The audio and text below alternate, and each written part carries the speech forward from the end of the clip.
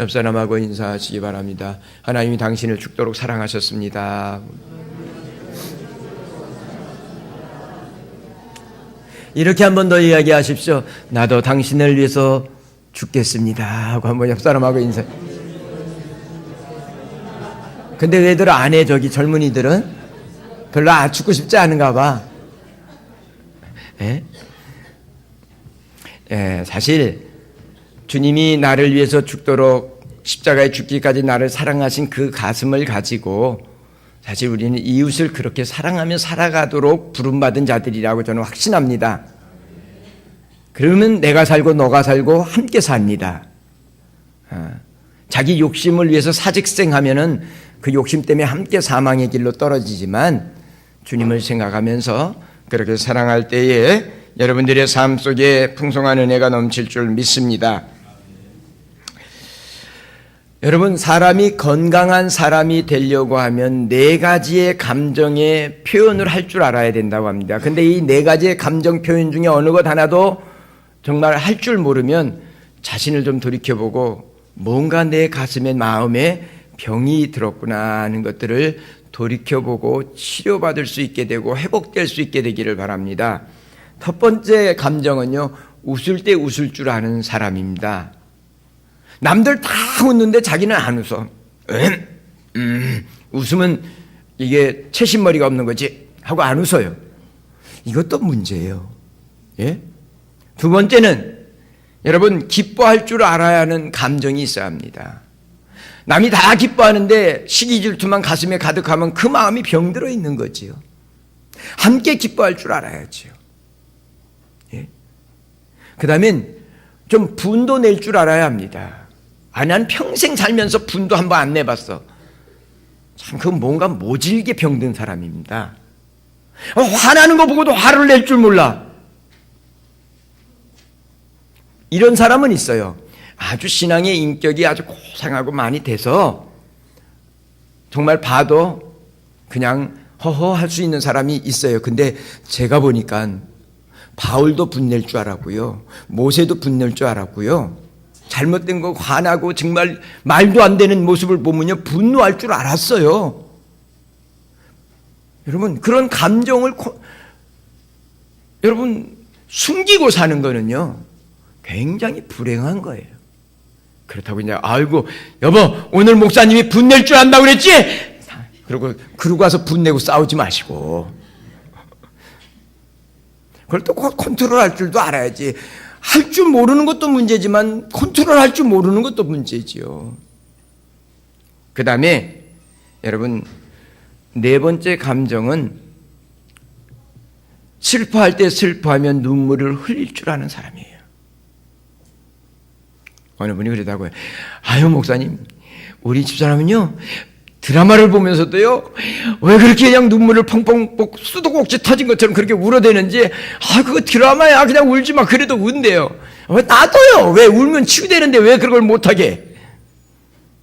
여러분, 어떻게 보면요 가슴의 마음의 어떤 것들이 그렇게 울음을 통해서 울면서 마음의 치유도 일어난다는 사실을 심리학자들이 많이 얘기합니다. 그러니까 이런 감정이 있어야 되는데 정말 펑펑 울만한 상황인데도 그냥 눈에 눈물 한 방울 없어요. 슬퍼하는 기색도 없어요. 그렇게 무표정한 사람하고 살지 말어. 그럼 재미없어요. 여러분, 어떻게 보면 아무리 즐겁고 기뻐도 기쁘지 않고 만사 참 귀찮아서 무표정으로 사는 사람의 마음은 뭔가 병들어 있다는 증거입니다. 울고 싶을 때는 울어야 돼요. 우리는 어릴 때 보통 어떻게 건조하세요? 울면 남자가 울면 어떻게 이렇게 컸어요. 그죠? 다 그랬죠? 예? 그래가지고 꼭 세 번 울으라고요? 예? 왜? 울고 싶을 땐 좀 울어야 이 속에 응어리진 것도 풀어지면서 내적 치유가 일어나는데, 우리는 그러면 마치 그것이 이상한 처럼 그렇게 자라왔습니다. 특별히 정말 하나님의 사람들은요, 성도들은요, 하나님의 무한한 사랑을 받았잖아요. 예? 하나님의 마음을 받은 거잖아요. 주님의 마음을 우리가 받은 거잖아요. 그렇다면 이제 그 사랑을 이웃들과 함께 나누면서 이웃들이 울 때 함께 울고 기뻐할 때 함께 기뻐하면서 그런 아름다운 감정을 나눌 줄 아는 게 올바른 믿음의 성도예요. 남이 죽어가든 말든 남이 좋든 말든 다 무관심하고 그러면서 믿음 좋다? 그거는 정말 참된 믿음이 뭔지를 모르는 거예요. 오늘 우리가 읽은 본문 말씀은 11절부터 읽었지만 1장 전체에 대한 이야기입니다. 다윗은 자기를 죽이려고 늘 쫓아다녔던 사울왕이 죽었다는 소식을 들었습니다. 얼씨구나 좋다. 춤을 덩실덩실 춰야 되잖아요. 그런데 다윗 왕은 사울왕이 죽었다는 소식을 듣고 슬퍼서 11절에 보니까 옷을 찢고, 가장 최고 대장이, 다윗이 옷을 찢으니까, 다윗 그때는 장군이죠, 왕이 아니죠. 장군이 옷을 찢으니까 부하들도 옷을 찢고 함께 슬퍼하는데, 오늘 보니까는 저녁 때까지 슬퍼했다 그랬어요. 하루 종일 그것을 애통해하면서 먹고 마시는 것까지 다 끊고, 곡기를 끊고 그렇게 가슴 아파했다고 이야기하고 있습니다. 여러분, 오늘 우리가 이 다윗을 죽이려고 그렇게 추격대를 조직해서 쫓아다니던 사울 왕이 죽었으면, 야, 이제 살았다. 아이고, 잘 죽었다. 이게 보통 사람의 반응 아닙니까? 저와 여러분들의 반응 아닙니까?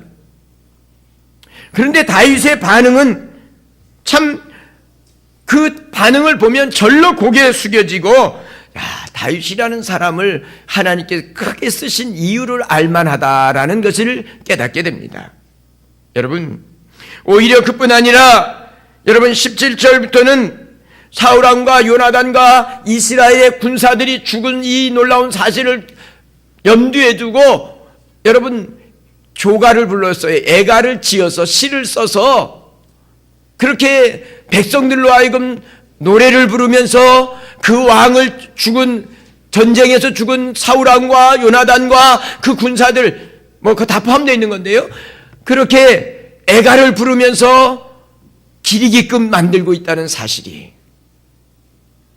여러분 얼마나 다윗의 마음이 넓은가, 얼마나 다윗의 마음이 정말 자기를 죽이려고 하는 그 사람들까지도 보듬어 안고 넉넉하게 정말 안타까운 마음을 가지고 여러분 그렇게 애쓰는가를 오늘 발견하게 됩니다.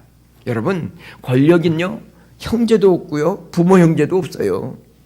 역사가 다 그걸 얘기해요. 북한에서 극단적으로는 권력을 잡아내니까 예삼촌도 기관총으로 갈겼다고 하는데 난 그건 잘 모르겠고, 하여간 어떻든 세상에 그렇게도 죽이잖아요. 권력은 나눠 가질 수가 없으니까요. 오히려 여러분, 권력을 쥐는 사람들의 특징이 뭐냐면요, 앞에 잘한 사람들의 흔적 지우기를 해버립니다. 왜? 그래야 자기가 드러나니까. 그런데 다윗은 오히려 사울왕의 아름다웠던 부분들을 이렇게 이야기를 합니다. 사랑하는 성도 여러분, 마음이 우주만큼 넓은 사람은 어디서든지 쫓겨다니면서도 자유롭습니다. 어떤 세상의 환경과 여건이 가둬놓을 수 없습니다. 그러나 반대로 마음이 콩알만한 사람은 온 우주를 다 준다 할지라도 그 콩알만한 마음에 딱 자기가 갇혀서 짓눌려 삽니다. 불안에 떨고 삽니다. 우리의 어른들이 뭐랬어요? 마음 먹기 달렸다 그랬어요. 마음을 콩알만큼 가지면 세상의 모든 것들이 그 안에 그 마음을 가지고 세상을 볼래니 얼마나 힘들겠어요. 요만한 것으로 볼래니까. 예? 여러분들은 어떻게 살고 싶으십니까?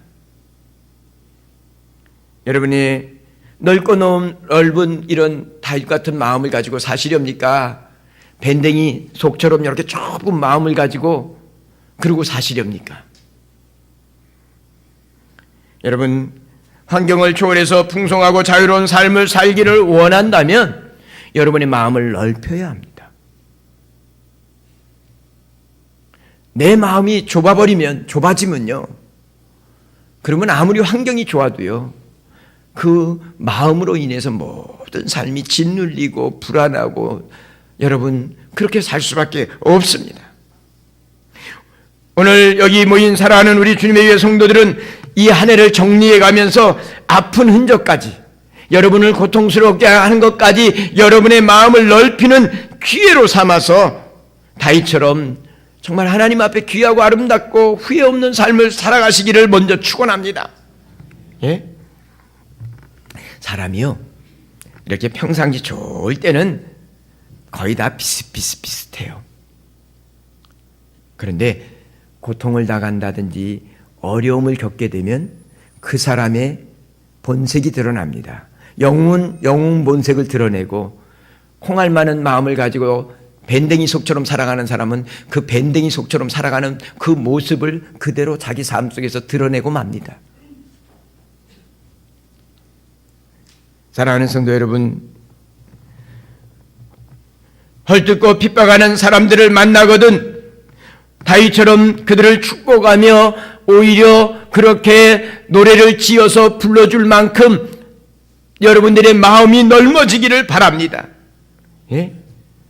그렇다면 다윗이 우리보다 더 특별한 것이 있어서 같은 죄인으로 태어났는데, 그래서 다윗이 그렇게 사울왕에 대해서 아량을 베풀 수 있었을까? 어떤 면 때문에 그랬을까? 오늘 말씀을 통해서 함께 생각해 보면서 정말 여러분의 마음이 좀 더 바다처럼 넓어져서 모든 것을 보듬어 안고 평온하게 평강을 이루어가며 살아가는 귀한 종들이 됐으면 좋겠습니다. 다윗은 어떻게 보면 많은 시련을 겪었습니다. 근데 그 시련을 통해서 상처와 아픔을 해서 오그라진 게 아니라 오히려 그 많은 시련을 통해서 오히려 더 마음을 넓혀가는, 그래서 이렇게 자기를 죽이려고 추격해서 늘 공포의 대상이었던 사울 왕의 죽음을 애도하며 백성들로 하여금 그렇게 함께 이 슬픔을 나눌 수 있도록 노래를 부르게 됐던 것입니다. 그렇다면 어떻게 다윗이 이런 넓은 마음을 가질 수 있었을까? 그 마음, 똑같은 인간의 타락한 마음이었을 텐데 어떻게 다윗은 그렇게 마음을 넓혀서 그렇게 아름답고 본인에게도 민족적으로도 위기의 때에 하나로 결집할 수 있는 이런 마음을 만들어 노래를 지어서 하나로 모두 가는 이런 귀한 일꾼으로 헌신될 수 있었을까?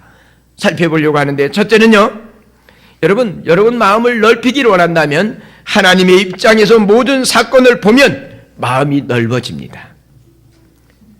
다윗은 일어나는 모든 사건을 하나님의 입장, 하나님의 눈으로 시각으로 바라보기를 원했습니다. 여러분, 문제가 별것 아닙니다. 자신의 입장에서 보면 죽이고 싶습니다. 그러나 하나님의 입장에서 보면 크고 비밀한 뜻이 그 안에 담겨 있습니다. 그러므로 자신을 아프게 한 사람이라 할지라도 원수를 갚겠다는 생각을 내려놓을 수 있게 된 것입니다. 오히려 그의 불행을 보면서 기뻐하지 아니하고 가슴 아파하며 하나님의 마음을 가지고, 하나님이 세운 일꾼인데 그 일꾼이 그렇게 하나님 나라를 위해서 아름답게 멋지게 살지 못하고 저렇게 살다가 죽었을 때에 하나님의 마음이 얼마나 아플까? 하나님의 마음이 아프니까 하나님을 사랑하는 다윗의 마음도 춤을 출 수가 없는 거예요. 개인적으로는 춤을 출 수 있지만 하나님의 마음이 아픈데 나 혼자 춤을 출 수가 없는 거예요. 그러니까 하나님의 마음을 가지고 안타까워하는 거예요.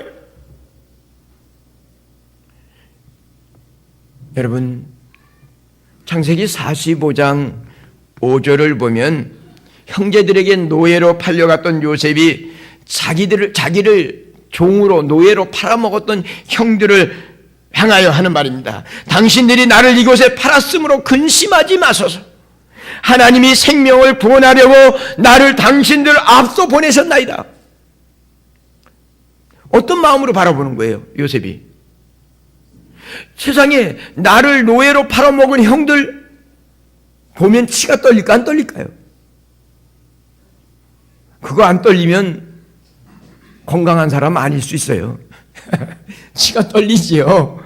그런데 하나님의 눈으로 보니까 하나님이 형들의 시기 질투하는 마음의 그 잘못된 거지만, 그럼에도 불구하고 하나님은 그런 과정을 통해서 나를 애굽 땅에 보내서 내 부모 형제들을 다 구원하고, 열방의 많은 사람이 7년대 흉년에 죽을 수밖에 없는 사람에서 많은 사람들을 생명을 구원하기 위해서 나를 먼저 보냈다는 거예요. 당신들이 보낸 게 아니라 누가 보냈다고요? 실제는 형들이 팔아먹었잖아요. 종으로. 노예로 팔아먹은 거예요. 뭐 파출로 팔아먹은 게 아니라 노예로 팔아먹은 거잖아요. 그렇지만 하나님의 눈으로 보니까 하나님이 나를 이곳에 보내서 이스라엘이라고 하는 민족을, 대민족을 이루고 출애굽할 그걸 믿음의 눈으로 다 바라보면서 유언하고 그래요. 그러니까 하나님이 나를 보내셨으니까, 하나님이 나를 보내셨는데 하나님한테 따질 수 없잖아요. 그러니까 형들을 용서할 수 있는 넉넉한 마음이 열리는 거예요.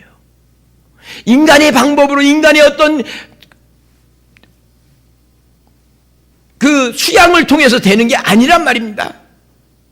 주님의 마음으로 보니까, 주님이 가슴 아파하니까 가슴 아파할 수 없고, 주님이 원하는 뜻이 있으니까 그 속에서 나에게 평생 잊을 수 없지만 그 형들을 용서하고 형들을 거두어서 형들의 자녀손들까지 다 책임지고 도와주는 멋진 이런 믿음의 사람으로 살게 되는 거예요. 예? 사랑하는 성도 여러분, 예수님은 우리가 원수까지 사랑하고 핍박하는 자를 위해서 기도하기를 원하십니다. 그때에 자기를 십자가에 못 박는 자들을 위하여 기도했던 예수님의 마음, 저들의 죄를 용서해달라고 했던 예수님의 마음으로 우리 마음이 조금씩 넓혀지면서, 여러분, 지난해 같으면 도저히 품어줄 수 없는 그 사람까지도 품고 눈물로 기도해 줄 수 있는 멋진 하나님의 사람들이 된다고 여겨집니다.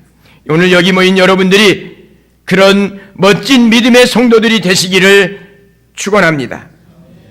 두 번째로는요, 하나님의 나라를 먼저 생각하면 넓은 마음을 가질 수 있습니다. 물론 이게 같은 맥이긴 합니다만, 여러분, 하나님의 눈으로, 하나님의 뜻으로, 하나님의 마음으로 보면 여러분 축복할 수 있어요. 넉넉하게 품어줄 수 있어요. 그런데 두 번째로는 하나님의 나라를 먼저 생각하면 우리의 마음을 좀 더 넓힐 수 있다는 사실입니다. 여러분, 사울왕은 다윗을 죽이려고 했지만 하나님의 나라 이스라엘의 왕입니다. 하나님의 나라 최고 지도자인 왕이 블레셋과의 전투에서 죽었습니다. 하나님의 백성들 입장에서 보면 하나님의 나라가 깨어진 것입니다. 하나님의 영광이 땅에 떨어진 것입니다. 다윗은 하나님의 나라를 먼저 생각했기에 마음이 아팠습니다. 개인의 감정보다도 하나님의 나라가 이방 그 블레셋의 사람들에게 조롱거리가 되는 것을 견딜 수 없었습니다. 가슴 아파한 것입니다. 그렇기 때문에 내가 좋아하면 이방 사람들은 더 좋아하니까 이건 올바른 게 아니잖아요. 예? 하나님의 나라가 깨졌는데, 하나님의 나라가 실패하고 무너졌는데 어떻게 좋아할 수 있어요? 나만 좋으면 좋습니까? 나만 잘 되면 잘 되는 겁니까? 아니잖아요. 우리는 하나님의 백성들이잖아요. 하나님의 나라가 여러분 이렇게 지금 이방 블레셋에 완전히 깨어져서 왕이 죽었고 왕자가 죽었고 많은 장수들과 군사들이 여러분 전멸하다시피 많은 이런 실패를 겪은 거예요. 그런데 어떻게 좋아할 수 있어요? 아이고 내 원수 죽었고 이제 내가 왕이 될 기회가 왔구나, 좋다, 이렇게 다윗은 할 수 없었다는 거예요. 그래서 19절에서 20절까지 이렇게 보니까 이스라엘아 내 영광이 산 위에서 죽임을 당하였도다. 오라 두 용사가 엎드러졌도다. 이 일을 가드에도 알리지 말며 에아스골로는 거리에도 전파하지 말지어다. 블레셋 사람의 딸들이 즐거우고 할례 받지 못한 자의 딸들이 개가를 부를까 염려함이로라. 이게 지금 다윗의 마음이에요. 하나님의 나라가 지금 영광이 땅에 떨어졌는데, 그래서 이방인들이 개가를 부르고 좋다 우리가 승리했다고 하는 그것이 들리지 않도록 이미 소문이 났겠지만 다윗의 마음이 하나님의 나라를 생각하고 있는 거예요.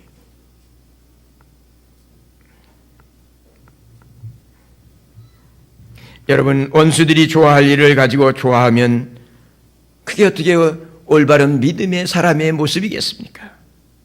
개인적으로는 어떻게 보면 사울이 죽은 것이 시원할 수 있지만 하나님의 나라, 하나님의 지도자들이 죽고 하나님의 백성들이 죽은 것에 대해서 하나님의 나라가 이렇게 완전히 초토화된 모습들을 보면서 가슴 아파할 줄 아는 이 다윗의 마음은 개인적 감정을 앞세우지 아니하고 오히려 두 영광이 땅에 떨어졌다고 이야기하는 거예요. 하나님의 영광이 땅에 떨어진 것이죠. 사랑하는 성도 여러분, 우리는 좀 서로 다를 수 있습니다. 한몸된 지체들이지만 각각이 어떤 사람은 손의 역할을 하는 사람이었고 어떤 사람은 발의 역할을 하는 사람도 있고 각각 다를 수 있습니다. 그러나 한몸된 지체입니다. 한 배를 탄 사랑의 공동체입니다. 그래서 다른 지체의 불행이 곧 내 불행이라고 하는 사실, 하나님의 나라가 참 어려움을 겪고 있는 과정이라고 하는 사실을 기억한다면 남의 불행을 기뻐할 수 없는 것입니다. 그것은 누워서 침 뱉기의 이 어리석은 행동이라고 하는 사실을 잊지 마시고, 우리가 하나님 나라의 영광을 위해서, 하나님 나라를 위해서 때로는 내 마음에 들지 않지만 여러분 허물을 덮어줄 줄도 알고 또 정말 그 불행을 함께 가슴 아파하면서 그 불행을 딛고 일어서서 하나님의 영광을 나타낼 수 있도록 좀 더 개인적 감정보다 그 하나님의 나라를 생각하면서 사랑의 수고와 섬김을 할 수 있다면 하나님이 그런 사람, 하나님께서 큰 하나님 당신의 역사의 주인공으로 쓰실 줄 믿습니다. 그러므로 우리 사랑하는 성도들이 그렇게 잊지 마시기 바랍니다. 성도 한몸된 지체가 잘못됐는데 좋아하면 누가 좋아할까요? 예? 마귀가 아이고 잘한다 좋다 좋다 마귀가 좋아하잖아요. 예? 하나님은요, 야 너희는 형제야, 형제끼리 그러면 되냐. 하나님은 가슴 아프고 마귀는 좋아하잖아요. 그런 속에 하나님의 나라가 잘 세워질 수 있을까요? 사분온열 되는 거지요. 하나님의 역사를 이룰 수 없잖아요. 저는 우리 몸된 교회 성도들이 그런 마음을 가지고 좀 더 하나님의 나라를 생각하면서 나와 다른 형제들을 이해하고 용납하고 허물이 있다면, 실수가 있다면 보듬어 줄 수 있게 되기를 바랍니다. 한 걸음 더 나아가서 우리 교회만 잘 되면 되는 게 아니에요.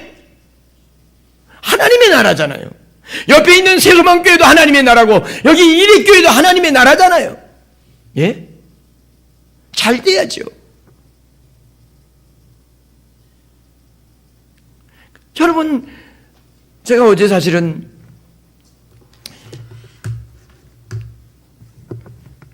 집을 얻으라고 우리 문 집사님이 지금 집을 얻어주고 교회를 팔아주고 그래서 이제 같이 되면서 했더니 그분이 열정이 있어서 시간만 나면 병원 가서 복음 전하고 동네에 가서 이렇게 복음 전하는 아주 그러면서 목사님 오늘날은 이렇게 복음 전하는 게 사람들이 보면 교인들이 더 뭐라고 쑥덕거려서요. 그게 더 좀 어떨 때는 넘사스러울 때가 있고 할 때가 있다고 그런 얘기를 하면서 그런 얘기를 해요.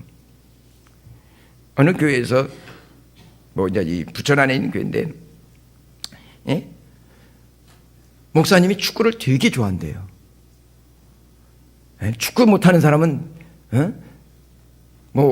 믿음도 없는 것처럼 자꾸 얘기를 하다 보니까 성도들이 마음이 상해갖고 많이 떠나갖고 반도 안 남았다고 그런 얘기를 하는데 너무 가슴이 아프더라고요. 사실 목사님이 축구하는 사람 믿음도 아니다 이렇게 얘기 안 했을 거라고 저는 여겨지거든요. 근데 축구를 좋아하니까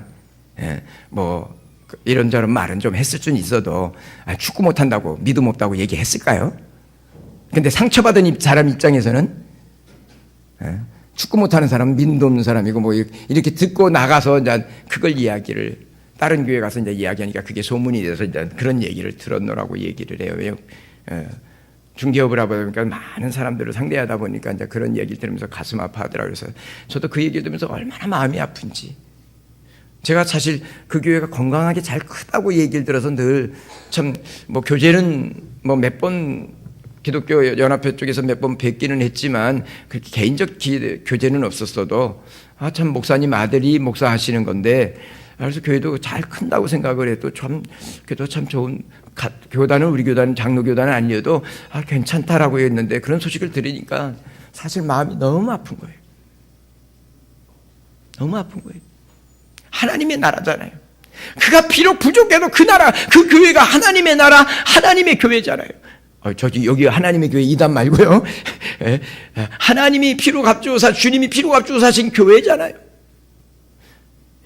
아이고, 거기서 그렇게 잘못해서 우리 교회 왔으니까 우리 교회 좋다. 저는 떼거지로 오는 교회는 안 받습니다. 왜? 그 사람들은 나갈 때 또 떼거지로 몰고 나가기 때문에 제가 떼거지로 오는 사람은 안 받습니다. 남의 교인 등록하겠다는 사람도 제가 안 받는 입장인데 그 교회에 좋을 때 옮기라고 그러고 쫓아버리는 사람인데 뭐 받겠습니까만은 우리 교회가 부흥하고 저쪽 교회가 안 되면 그게 하나님 나라에 뭐가 부흥이에요? 아니잖아요. 하나님이 얼마나 마음 아프겠어요. 그러므로 여러분 다른 교회의 불행이 내 교회의 불행이고 하나님의 나라를 생각하면서 그것이 가슴 아플 줄 알고 그런 것들을 위해서 여러분 우리 자신들을 내어놓고 희생해 줄 줄 아는 우리 성도들이 됐으면 좋겠습니다. 세 번째로는요. 좀 속상하지만 여러분 장점을 보면 마음을 넓혀갈 수 있어요. 장점을 보면. 다른 사람의 장점을 보는 사람은 매우 객관적인 사람입니다. 근데 주관적인 사람은요, 다른 사람의 장점을 보다 자기 시각에서 다 보면서 이건 이래서 아니고 저건 저래서 아니고 다 이렇게 난도질을 해놓습니다. 여러분, 여기 김영훈 목사가 여러분들이 지금 한 60여 명 모였는데 여러분이 한 사람씩 나를 보고 요런 면 찍고 요런 면 찍으면 저는요, 그 다음날 아마 난도질이 돼 있을 거예요. 제가 완전한 사람이 아니잖아요. 여기 완전한 사람 있으면 손 들어봐요. 없잖아요. 여러분, 이렇게 남을 잘 되는 것을 보면 속 트이고 남의 단점만을 자꾸 찍어내는 사람은요, 자신이 평안함이 없어요. 그리고 그런 사람은요, 마음이 점점점 좁아져 버려요. 왜? 자기라고 하는 이 속에 딱 갇혀버려 갖고요. 왜? 자기가 최고거든요. 여러분, 허우대가 저처럼 작아도 마음은 좀 넓은 사람이 됐으면 좋겠습니다. 허우대는 큰데 마음은 이렇게 좁아진 사람이 되면 안 돼요. 자기밖에 옳은 게 없어요. 다른 사람이 옳은 게 없어요. 그런 사람은 자꾸 남을 비판만 하고 자기 마음은 좁아져요. 그래서 하나님을 믿으면서도 너무 진짜 홍알 같은 마음 가지고 살게 된단 말이죠. 그 하나님 기뻐하지 않잖아요. 오늘 다윗은 19절에 보니까 사울을 향해서 이스라엘의 영광이다, 용사다. 23절에는 보니까 정말 오히려 요나단이라고 하는 그 사람이 얼마나 사랑이 가득한 사람이었는지를 고백하고 있잖아요. 그러면서 뭐라고 얘기해요? 그들은 독수리처럼 빠르고 사자처럼 용맹하다고 얘기해요. 하나님의 나라를 위해서 그들이 그렇게 헌신했던 때가 있다는 거예요. 여러분, 오늘 우리는 이것을 보면서 다윗은 자신이 쓰기 위해서 사울왕의 업적을 다 깔아뭉개지 않았어요. 오히려 존중하고 그를 높여 세워주는 거예요. 사울의 장점을 귀하게 여겨주고 백성들로 하여금 그것을 노래하게 했어요. 노래하게 한다는 건 되새기게 한다는 얘기예요. 자기에게 집중하지 않고 그래도 주의 나라를 위해서 첫 번째 왕으로 부름받았던 사울왕의 잘한 것들을 지켜 세워주고 있는 거예요. 참 멋있는 지도자예요. 우리 민족의 지도자들도 좀 이랬으면 좋겠어. 좀 밤낮 얘 잘못한 건 잘못했다고 얘기해야죠. 그러나 잘한 건 잘한 것대로 칭찬도 해줄 줄 알아야지요. 근데 우리 민족이 지금 이 부분이 너무 약해요. 집 밟아야 내가 올라서는 줄 알아요. 아니에요. 함께 무너지는 거예요. 역사는 어떻든 간에 과정을 통해서 이루어지기 때문에 함께 무너지는 거예요. 잘못한 거 잘못했다고 얘기할 줄 알아야 되고 잘한 것은 잘한 것으로 인정해 줄 줄 알아야 되는 거예요. 오늘 다윗이라고 하는 사람은 사실 그렇게 객관적으로 사울을 보면서 개인적으로 너무 마음 아프지만 사울이 용맹스럽게 아멜렉과의 전투에서 큰 승리를 이루면서 이스라엘을 구원했던 흔적들이 있고 하나님 나라를 위해서 그래서 뒤에서 뭐라고 얘기해요? 여러분 그거 한번 살펴보실래요? 몇 절을 보냐면요 24절 보세요. 24절 24 다 같이 읽어봅니다. 시작. 이스라엘 딸들아 사울을 슬퍼하여 울지어다. 그가 붉은 옷으로 너희에게 화려하게 입혔고 금노르개를 너희 옷에 채웠도다. 이게 무슨 얘기예요? 사울 왕이 잘해서 한때는 너희들에게 좋은 옷을 입혔고 금노리개를 손에 차고 귀에 달 수 있을 만큼 너희들에게 그런 날들을 주지 않았냐는 거예요. 그가 그렇게 경제적으로도 열심히 해서 나라를 그렇게 세웠다는 거예요. 잘한 점을 막 지금 얘기하면서 그런 왕이 이방인의 손에 죽었으니 슬퍼하고 애통하라는 거예요. 여러분 다윗이 이렇게 마음을 넓히니까요 오히려 백성들이 다윗을 신뢰하고 12지파가 다윗에게 돌아오는 거예요. 다윗은 유다 지파잖아요. 그런데 12지파가 여러분 다윗에게 마음을 저 다윗은 정말 공정하고 마음이 넓은 사람이구나. 자기 지파만 생각하지 않는구나. 수고한 사람의 수고를 알아주는 사람이구나. 나 다윗을 위해서 충성하고 하나님 나라를 위해서 살 거야. 그리고 돌아오는 거예요. 그래서 이스라엘을 12지파를 통일을 이루고 여러분 그리고 하나님의 나라를 완성해 가는 거예요. 여러분들이 이런 멋진 객관적으로 상대방의 잘한 것들은 잘한 것으로 보면서 격려해 줄 줄 알고 인정해 줄 줄 아는 넓은 마음을 가지고 하나님 앞에 귀하게 쓰임받는 성도들이 되시기를 축원합니다. 뿐만 아니라 다윗은 모든 것을 사랑의 눈으로 보면서 마음을 넓혀 갔다는 사실을 기억하셔야 합니다. 여러분 다윗은 사울 한 사람만 생각한 것이 아니라 그와 함께한 사람들을 생각했습니다. 특별히 사랑하는 요나단 왕자를 생각한 것입니다. 여러분 얼마나 사랑했는지 26절에 보니까 내 형 요나단이 죽었다고. 내 형님 요나단이. 왜냐하면 요나단과 다윗은 나이 차이가 좀 있어요. 그런데 친구처럼 정말 우정을 나누고 사랑을 나눴어요. 그러니까 내 사랑하는 형 요나단이 죽었노라고 눈물로 통곡하면서 여러분 사랑하는 요나단 때문에 사울왕이 비록 자신에게 많은 역을 했지만 요나단 때문에 사울왕의 대를 끊지 아니하고 여러분 반란 일으키면 왕족을 막 씨를 말려서 근거가 못 올라오게 다 하지만 다윗이 그런 게 아닌 거예요. 오히려 요나단의 아들 무비보셋을 돌봐주는 놀라운 사랑을 베푸는 거예요.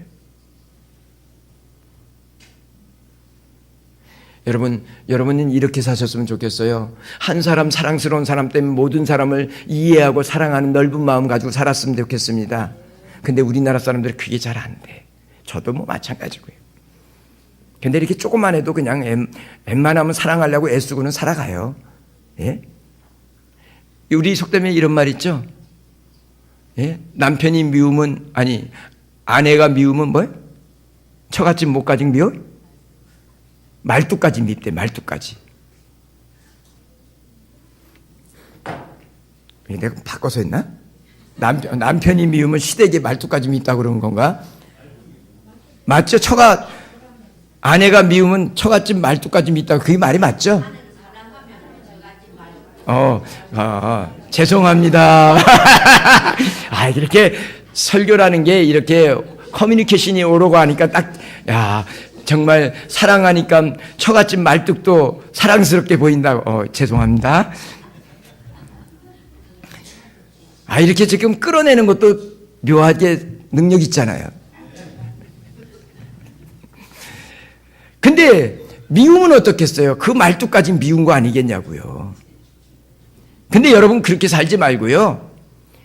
이 다윗은요, 요나단을 생각해서라도 다윗 사울 왕가를 너무너무 챙기면서 사랑스럽게 마음을 넓혀서 품어줬다는 사실이에요.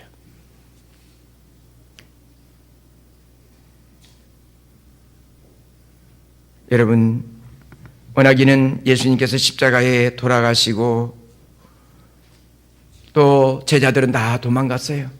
그런 제자들을 찾아와서 부활의 몸을 보여주셨어요. 그런데도 불구하고 이 제자들이요, 부활의 주님을 보고도 기쁘면서도 불구하고 자신들의 모습을 보면서, 주님을 배반했던 자기들 모습을 보면서 낙심하고 고향에 돌아가서 고기나 잡으면서 그냥 마지못해 고기나 금을 내리면서 이러고 살고 있었어요. 그때 예수님 찾아오셨잖아요. 그리고 여러분 대표적으로 시몬에게 뭐라고 그래요? 바요나 시몬아, 내가 나를 다른 사람들보다 더 사랑하느냐? 물으시잖아요. 3번이나 물으시잖아요. 하고 많은 말이 있지만 다른 건 묻지 않아요. 너 잘했냐 못했냐 안 따져요. 네가 다른 사람들보다 나를 더 사랑하느냐? 3번이나 반복해서 물으세요. 왜요? 주님을 사랑하면 다른 것 모든 것이 문제가 풀려지는 거예요. 여러분, 사랑하는 사람을 위해서 젊은이들은 죽잖아요. 동훈이 그렇게 사랑하지? 그렇게 사랑 안 하면 그냥 버려버려 그냥. 사실 젊을 때는요, 사랑하는 사람을 위해서 죽고자 하는 뜨거운 불이 타오르잖아요. 연애를 안 해봤으니까 뭘 아나.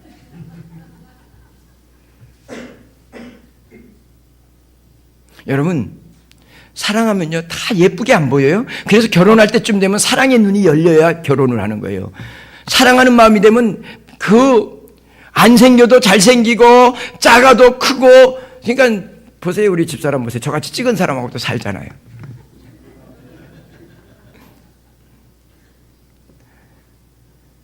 여러분, 사랑하면요 마음이요 넓혀져요. 미워하면요 좁혀지지만 사랑하면 넓혀져요. 그래서 품을 수 있는 마음이 생겨지는 거예요. 다윗은요 요나단을 사랑하는데 요나단과의 사랑이 어땠냐면 여인의 사랑보다 더 사랑스러웠다 그랬어요. 그러니까 이 남자 간의 우정이긴 하지만요, 이 두 사람의 사랑은요 하나님 나라를 서로 믿음의 눈으로 바라볼 수 있었거든요. 요나단도요. 그래서 왕권을 다윗에게 포기한 거예요. 믿음의 눈이 열리니까 그게 가능해요. 다윗은 그 형 요나단의 그 사랑을, 우정을 여러분 그냥 믿음으로 그대로 보듬어 안고 사랑한 거예요. 그러니까 사울의 집안이, 사울 왕의 아버지가 장인도 되잖아요. 예?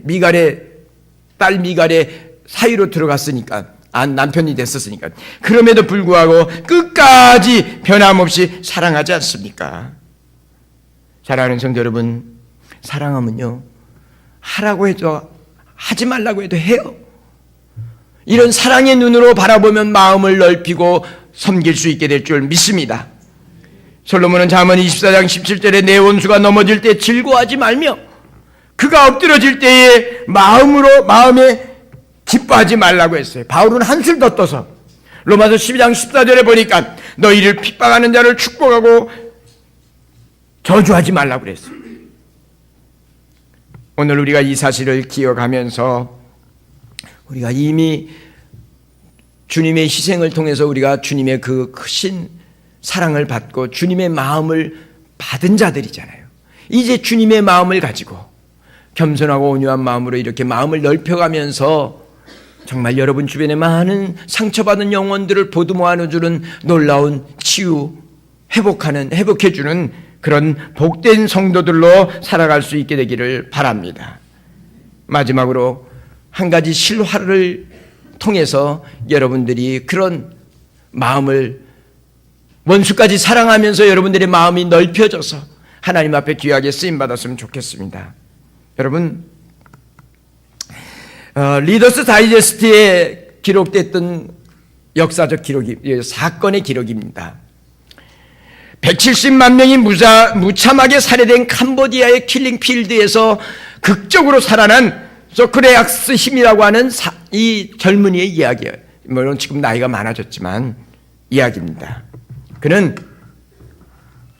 이 공산정권이 들었으면서 이 캄보디아에 대학살이 일어날 때에 학살 현장에서 여러분 정말 그 사람들 검은 제복을 입고 붉은색 스카프, 이 공산당이 붉은색 색상을 입은 소년병들을 통해서 그 지식인들 가진 자들을 학살해 내고 막 170만 명이면 적은 인원이 아니잖아요. 예? 그런데 그때 웅덩이를 파놓고 그 마을 사람들이 죽이는 현장에서 구사일생으로 살아난 사람입니다. 자기의 아버지를 무덤 앞 웅덩이에 무릎을 꿇게 해놓고 꽃갱이로 머리를 내리칠 때에 지기 직전에 자기를 바라보더래요. 아버지가 그 눈빛을 잊지 못하는데 꽃갱이로 내리쳐서 그냥 비명을 지르면서 잊혀지지 않는 그 비명을 아버지가 지르면서 이 웅덩이에 떨어집니다. 그 다음에 마오라고 하는 사람이 자기를 들러서 또다시 꽃갱이로 내리쳤는데 맞으면서 자기도 떨어졌습니다. 그 뒤에 자기의 누이들, 자기의 형제들, 그리고 마을의 수많은 사람들이 그렇게 무덩이에 이 꽃갱이에 얻어맞고 그래서 매장이 되는. 그냥 그 당시엔 죽이는 게 바빴나 봐요.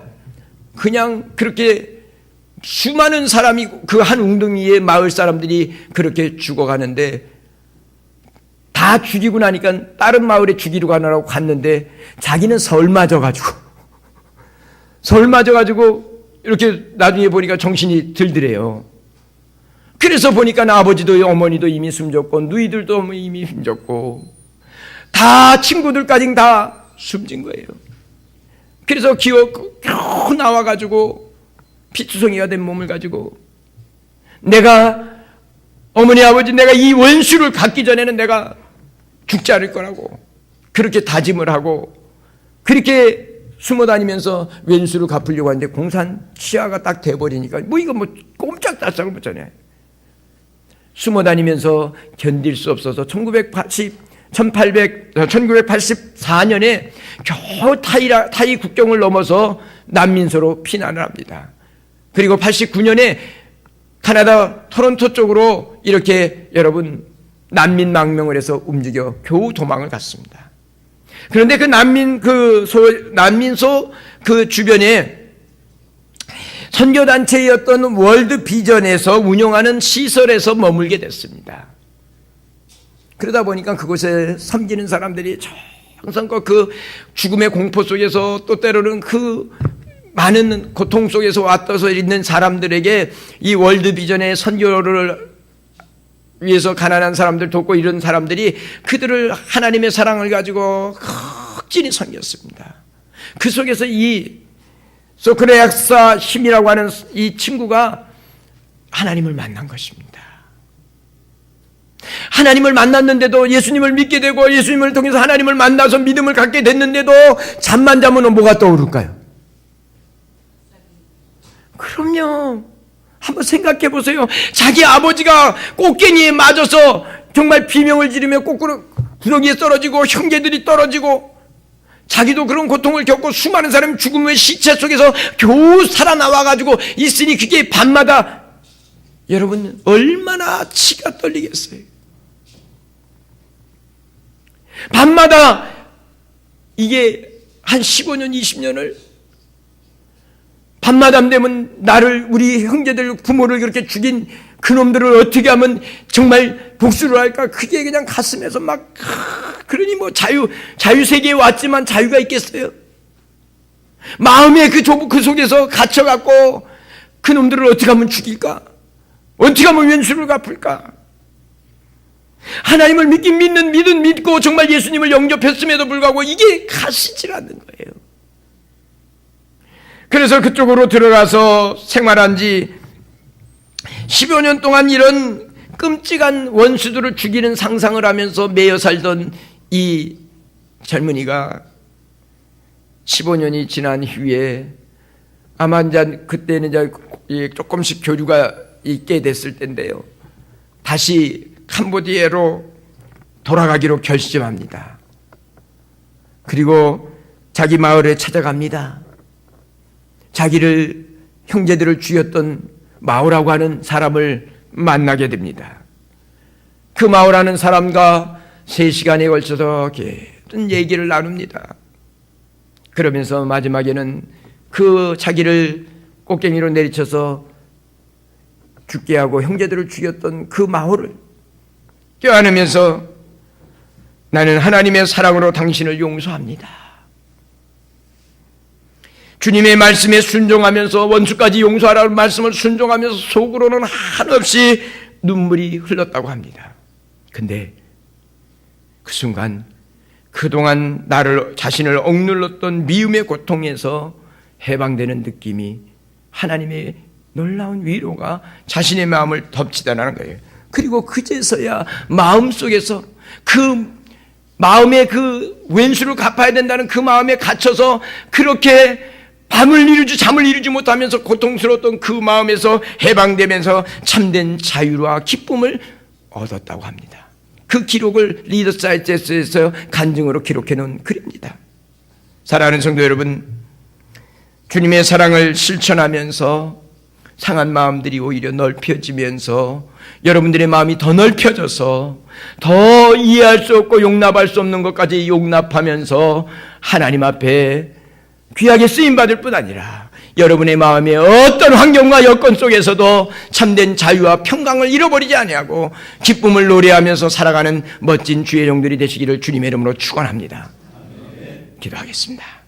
사랑과 은혜가 많으신 하나님 아버지, 이 한 해를 하나님의 은혜 안에 살아왔습니다. 우리의 마음이 좁아서 다 이해하지 못하고 용납하지 못했던 우리들을 용서해 주시고 주님의 사랑, 주님의 마음을 가지고 주님의 눈을 가지고 바라보면서 하나님, 이제는 나와 다른 지체들을 더 이해하고 용납하면서 주님의 마음을 가지고 주님의 평강과 주님의 기쁨을 전하며 살아가는 우리 모든 성도들이 되도록 축복하여 주시옵소서.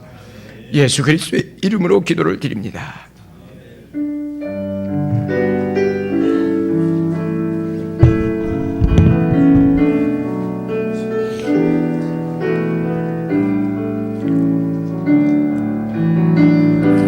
주님, 내가 여기 싸우니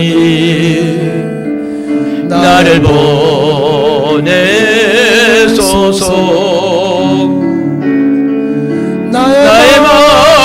나의 몸 주께 드리오니 주 받으옵소서.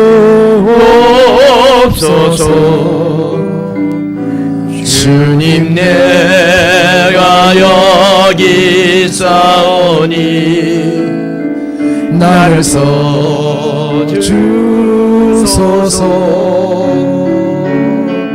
가진 것 모두 다 주께 드리오니 주 받으옵소서.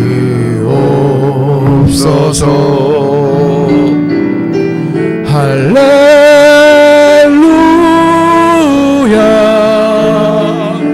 할렐루야,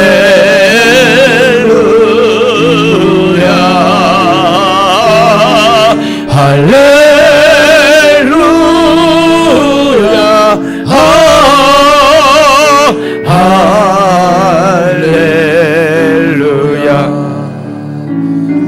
나를 받으옵소서.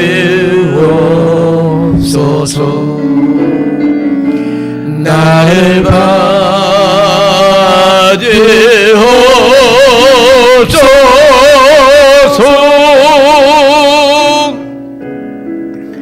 하나님 아버지, 영원한 생명을 예수님의 생명과 맞가꿔서 우리에게 선물하실 뿐 아니라 우리의 필요한 모든 것을 때마다 일마다 공급해 주셔서 하나님, 우리에게 주어진 삶을 힘있게 살아갈 수 있도록 도우심을 감사합니다.